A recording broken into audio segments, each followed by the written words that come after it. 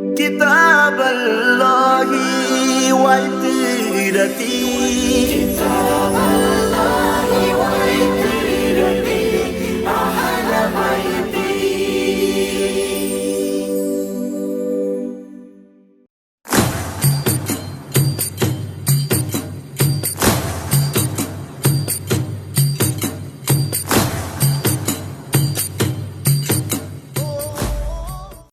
اعوذ باللہ من الشیطان الرجیم.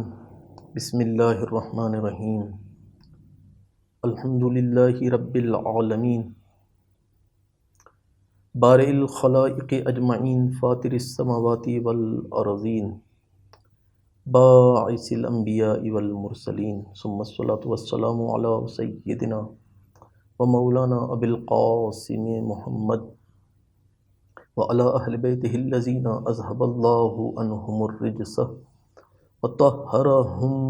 تطهيرا ولعنة الدائمة على أعدائهم أجمعين من يومنا هذا إلى قيام يوم الدين. أما بعد فقد قال رسول الله صلى الله عليه وآله إن الحسين مصباح الهدى وسفينة النجاة. رسول خدا کا یہ فرمان کہ حسین ہدایت کا چراغ ہیں اور نجات کا سفینہ ہے، اور جب کوئی سفینے میں سوار ہو جاتا ہے تو سفینہ اس کو اپنے ساتھ منزل تک پہنچا دیتا ہے، اور جو روشنی کے ساتھ ساتھ چلتا ہے راہ اس کے لیے روشن ہوتی چلی جاتی ہے، اور جس نے بھی سرکار سید الشہداء کا دامن تھام لیا وہ ہدایت کی روشنی کو بھی پا لے گا اور نجات کے سفینے میں بھی سوار ہو جائے گا. تاریخ شہداء کے حوالے سے گفتگو، اور یہ تاریخ شہداء مکمل نہیں ہوتی جب تک ان سفیروں کا تذکرہ نہ کر دیا جائے کہ جو واقعہ کربلا سے پہلے شہید ہو گئے، اگرچہ کربلا کے شہید نہیں لیکن کربلا کے شہیدوں سے جدا بھی نہیں ہیں. اور اس حوالے سے ایک نام کہ جس کا مقام بہت بلند ہے، منزلت بہت بلند ہے، کہ جو امام حسین کے ساتھ بھی سفر کرتے ہیں اور مسلم کے ساتھ بھی سفر کیا. قیس بن مسہر سیداوی. قیس بن مسہر سیداوی قبیلے سے تعلق رکھنے والے، اور سیداوی شاخ ہے اسد، قبیلہ اسد کی. اسی وجہ سے سیداوی کی قربت، قیس بن مسہر سیداوی کی قربت حبیب ابن مظاہر اسدی سے بھی ہے اور مسلم بن اوسجہ سے بھی ہے. اور جب ان دو بزرگ شخصیات کے درمیان رہ کر قیس کی تربیت ہوئی ہو تو اندازہ لگایا جا سکتا ہے کہ قیس کا دل حسین کے عشق سے کتنا سرشار ہوگا. خانوادہ عصمت و طہارت کی کتنی محبت قیس کے قلب میں ہوگی. یہی وجہ ہے کہ جب مرگ امیر شام کی خبر کوفہ میں پہنچی اور کوفہ کے تمام بزرگ سلیمان بن سرد خزائی کے گھر میں جمع ہو گئے، اور جمع ہو کر اس بات کا فیصلہ کیا کہ اب ہمیں سرکار سید الشہداء کو کوفہ بلانا چاہیے تاکہ ہم سرکار سید الشہداء کی بیعت کر سکیں. سب نے خط لکھنا شروع کیے، اور 6 دن میں 3 خط امام کی خدمت میں پیش کیے گئے، جن میں سے ایک خط لے کر جانے والے قیس بن مسہر سیداوی تھے کہ جو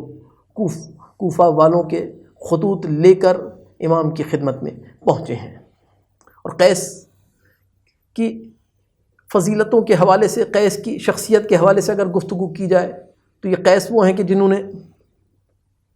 اپنی زندگی تزکیہ نفس میں، تہذیب نفس میں کاٹی، اور تمام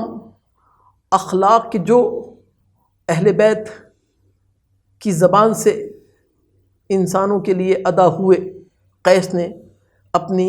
ذات کو، اپنے نفس کو ان تمام اخلاق سے مزین کیا. اور یہی وہ قیس کا اطاعت اور پیروی کا جذبہ تھا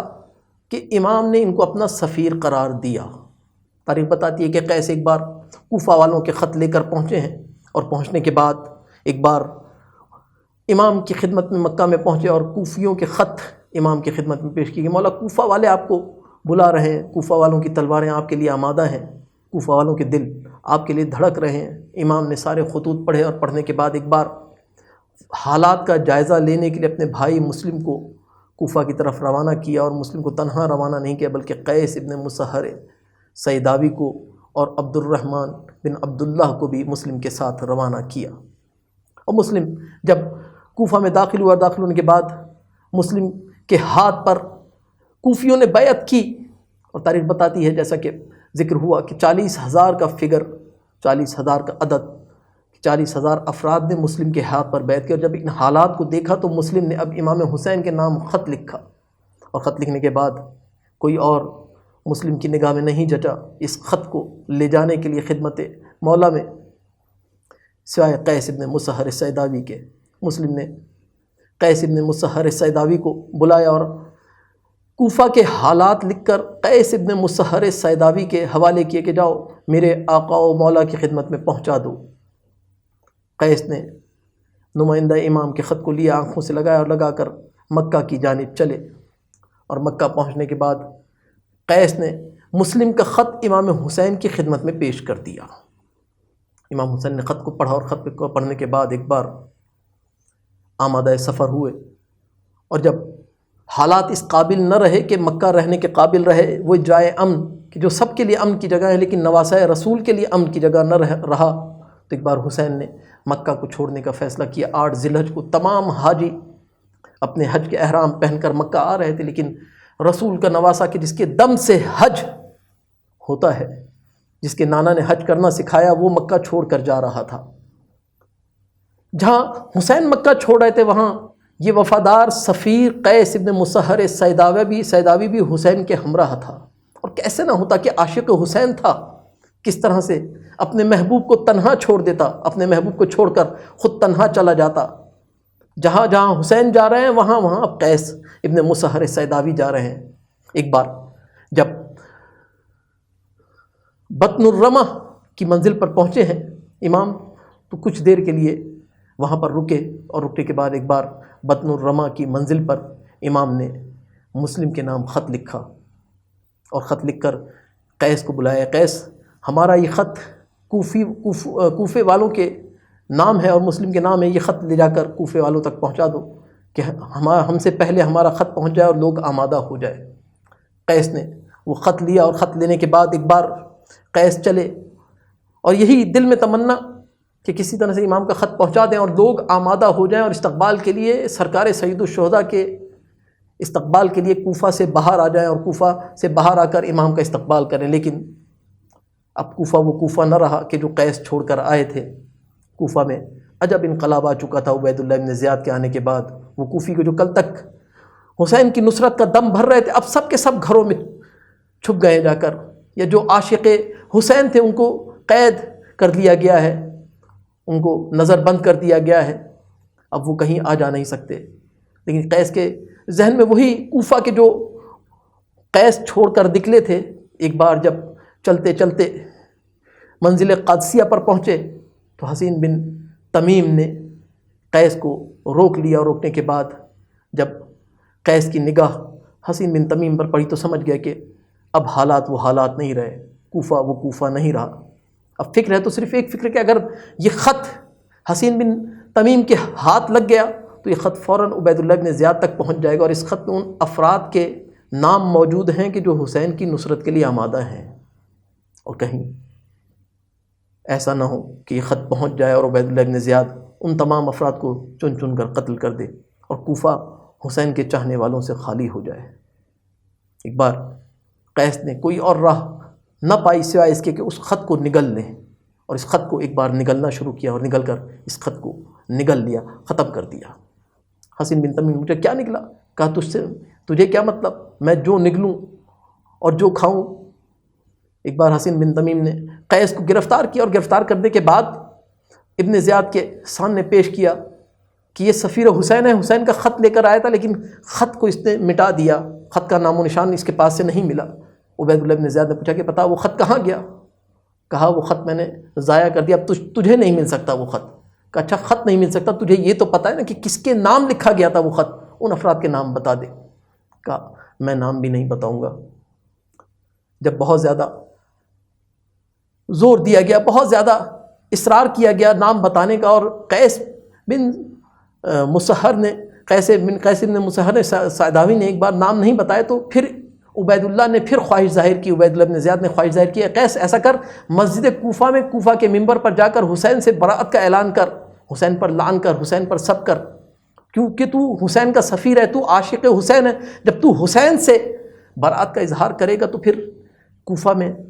وہ تبدیلی آئے گی جو ہم چاہتے ہیں۔ لوگ حسین کا نام لینا چھوڑ دیں گے، لوگ حسین کی ہمراہی کے لیے، کوئی حسین کے ہمراہ جانے کے لیے نہیں نکلے گا، کوئی حسین کی نصرت کے لیے گھر سے باہر نہیں نکلے گا۔ ایک بار لوگوں کو بلایا گیا، قیس نے بھی حامی بھر لی کہ ہاں میں کہوں گا، جا کر ممبر پر کچھ کہوں گا۔ اور جب مسجد کوفہ کا ممبر سج گیا تو قیس ایک بار مسجد کوفہ کے ممبر پر تشریف لے گئے، اور لے جانے کے بعد حمد و ثناء پروردگار کرنے کے بعد اپنا تعارف کروایا، اور اپنا تعارف اس انداز سے کروایا کہ لوگوں تم مجھے جانتے ہو کہ میں حسین کا عاشق ہوں، اور پھر ایک بار اپنے مولا و آقا امام حسین کے فضائل بیان کرنا شروع کیے۔ اور جیسے ہی حسین کے فضائل بیان کرنا شروع کیے، ایک بار عبید اللہ بن زیاد نے قیس کو ممبر سے کھینچ کر اتروایا، اور اتروا کر ایک بار دارالامارہ کی چھت پر بھیجا، اور قیس کو بھی زندہ دارالامارہ کی چھت سے دھکا دیا گیا۔ قیس زمین پر آئے، اور زمین پر آنے کے بعد جام شہادت کو نوش کیا۔ اور کیا مقام ہے قیس کا کہ تاریخ بتاتی ہے کہ وقت کے امام زمانہ زیارت رجبیہ میں کہ جو منسوب کی جاتی ہے زیارت امام سے، اس میں قیس کا نام لے کر قیس پر سلام کرتے، السلام علی قیس ابن المسہر سیداوی، اے قیس مسہر سیداوی، زمانے کا امام کا سلام آپ پر ہو۔ اور جب زمانے کا امام آپ پر سلام کرتا ہے تو ہم بھی سلام کرتے ہیں، اے قیس آپ سفیر حسین تھے، حسین نے آپ پر سلام کیا، وقت کے امام آپ پر سلام کر رہے ہیں، ہم بھی آپ پر سلام کرتے ہیں۔ اور وہ قیس کے جو جامع شہادت نوش کرنے کی تمنا لے کر کوفہ سے مکہ گیا تھا، مکہ سے واپس کوفہ آیا تھا، اس منزل اور اپنی آرزو تک پہنچ گیا کہ جس کو وہ چاہتے تھے۔ یہ حسین کے تیسرے سفیر، اور اس کے بعد حسین نے ایک اور سفیر کو مکہ سے روانہ کیا ہے۔ کون ہے؟ حسین کے چہیتے غلام سلیمان بن رزین، امام حسین کے غلام ہیں، مدینہ کے رہنے والے ہیں۔ مدینہ سے امام کے ساتھ چلے اور مکے میں امام کے ساتھ قیام کیا، اور جب تک مکہ میں رہے امام کے گرد پروانہ بن کر گھومتے رہے۔ رمضان المبارک میں بصرہ کے لوگوں کے خطوط امام کے نام آنا شروع ہوئے کہ مولا آپ بصرہ تشریف لے آئیے۔ امام نے حجت تمام کرنے کے لیے ایک بار اپنے غلام سلیمان بن رزین کو بلایا، اور بلانے کے بعد بصرہ کے 5 قبیلوں کے سرداروں کے نام خط لکھے۔ کون سے سردار؟ مالک بن مسمع، احنف بن قیس، اور کیا نام ہے احنف بن قیس کا؟ یہ وہ ہیں کہ جو مولا کائنات کے مورد اعتماد تھے، مولا کائنات کے ساتھ جنگوں میں شریک ہوئے۔ منذر بن جارود، مسعود بن عمر، اور عمر بن عبید اللہ، یہ 5 سردار جن کے نام امام نے خط لکھا، اور خط لکھ کر سلیمان کے حوالے کیا ہے، سلیمان تو ہمارے سفیر بن کر بصرہ چلے جاؤ اور بصرہ کے حالات دیکھ کر آؤ۔ سلیمان چلے اور ان 5 سفیروں، 5 سرداروں کو امام کا خط پہنچایا۔ اور تاریخ بتاتی ہے کہ جب سلیمان داخل ہوئے ہیں ایک بار بصرہ کے اندر، تو رات کی تاریکی چھانے والی تھی، سورج غروب ہونے والا تھا۔ ایک بار مسعود کے گھر کا پتہ پوچھا، مسعود بن عمر کے گھر کا پتہ پوچھا کہ کہاں ہے مسعود کا گھر۔ لوگوں نے مسعود کے گھر کی رہنمائی کی، مسعود کے گھر کی طرف رہنمائی کی۔ ایک بار مسعود کے گھر پہنچے اور دق الباب کرنے کے بعد اپنا تعارف کرایا کہ میں حسین کا سفیر سلیمان بن رزین ہوں۔ اور جیسے ہی حسین کے سفیر سلیمان بن رزین کا نام سنا، سرکار سید الشہداء کا نام سنا، ایک بار گلے سے لگایا، استقبال کیا، استقبال کرنے کے بعد گھر میں بلایا، اور گھر میں بلا کر سلیمان کو آرام کرنے کا کہا کہ آپ آج آرام کیجئے، میں سب لوگوں کو بلاتا ہوں۔ اور جیسے ہی مغرب کا وقت ہوا، تمام لوگ مسجد میں جمع ہوئے، سلیمان بن رزین نے امام حسین کا خط پڑھ کر سنایا، اور تمام قبیلے کے سرداروں کو امام کا خط پہنچا دیا۔ سب نے خط لیا، اور بعض وہ تھے کہ جنہوں نے خط لینے کے بعد امام کے خط کو چھپا دیا کہ کسی اور کو خبر نہ ملے، اور بعض وہ تھے کہ جنہوں نے امام کا خط لینے کے بعد امام کے امر کی تعمیل کے لیے آمادگی کا اظہار کیا کہ مولا ہم آمادہ ہیں، جو کچھ آپ چاہتے ہیں ویسا ہی ہوگا۔ لیکن تاریخ بتاتی ہے کہ منذر ابن جارود کہ جس کی بیٹی کی شادی عبید اللہ ابن زیاد سے ہوئی تھی، بصرہ کا گورنر بھی ہے عبید اللہ، اور اس کی بیٹی کی شادی عبید اللہ ابن زیاد سے ہوئی ہے، یہ شک و تردید کا شکار ہو جاتا ہے کہ کہیں ایسا تو نہیں ہے کہ عبید اللہ نے کوئی چال چلی ہو، کوئی مکروہ اور شیطانی حربہ ہو کہ جس کے ذریعے سے حسین کے چاہنے والوں کا قتل عام کرنا چاہتا ہو، کہیں ایسا نہ ہو میں بھی مارا جاؤں۔ اپنی جان بچانے کے لیے منذر ابن جارود نے خط عبید اللہ ابن زیاد پر کی جانب بھیج دیا اور جاسوسی کر دی سلیمان بن رزین کی۔ عبید اللہ بن زیاد نے سلیمان بن رزین کو گرفتار کیا، اور گرفتار کرنے کے بعد ایک بار سلیمان بن رزین زنجیروں میں جکڑے ہوئے پہنچے ہیں عبید اللہ کے سامنے، اور ایک بار عبید اللہ نے حکم دیا کہ سلیمان بن رزین کے سر کو ان کے تن سے جدا کر دیا جائے۔ یہ سلیمان بن رزین کون ہیں؟ یہ محب اہل بیت ہیں، عاشق حسین ہیں، یہ حسین کے سچے عاشق ہیں، جو مدینہ میں حسین کے ساتھ ساتھ مدینہ سے چلے ہیں اور مکہ تک پہنچے، اور مکہ میں بھی جب تک حسین رہے اور جب تک حسین کا حکم نہیں مل گیا تب تک مکہ ترک نہیں کیا، حسین کے جوار سے جدا نہیں ہوئے، حسین کو سرکار سید الشہداء کے ہمراہ رہے، کبھی ان کی ہمراہی کو ترک نہیں کیا۔ لیکن یہی دل میں تمنا تھی کہ کاش میری جان حسین پر قربان ہو جائے، کاش میری جان اپنے آقا و مولا پر قربان ہو جائے۔ کیوں یہ دل میں عشق تھا سلیمان کے؟ اگر تاریخ کا جائزہ لیا جائے تو صرف ایک نقطہ کہ حقیقی عشق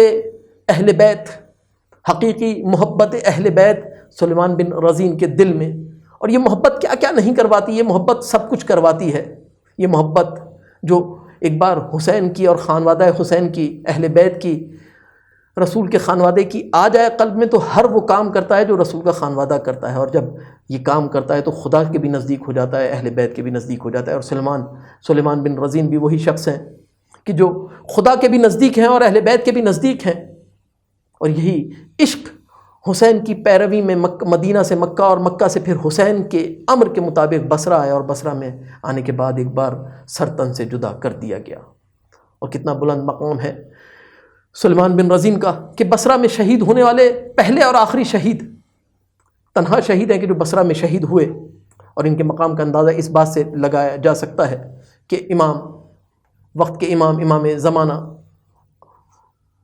سلیمان کا نام لے کر زیارت ناہیہ میں سلیمان پر سلام کرتے ہیں، السلام علیکہ سلیمان مولا الحسین، اے حسین کے غلام سلیمان میرا آپ پر سلام ہو۔ اور کتنا بلند ہوگا مقام کہ وقت کا امام زمانہ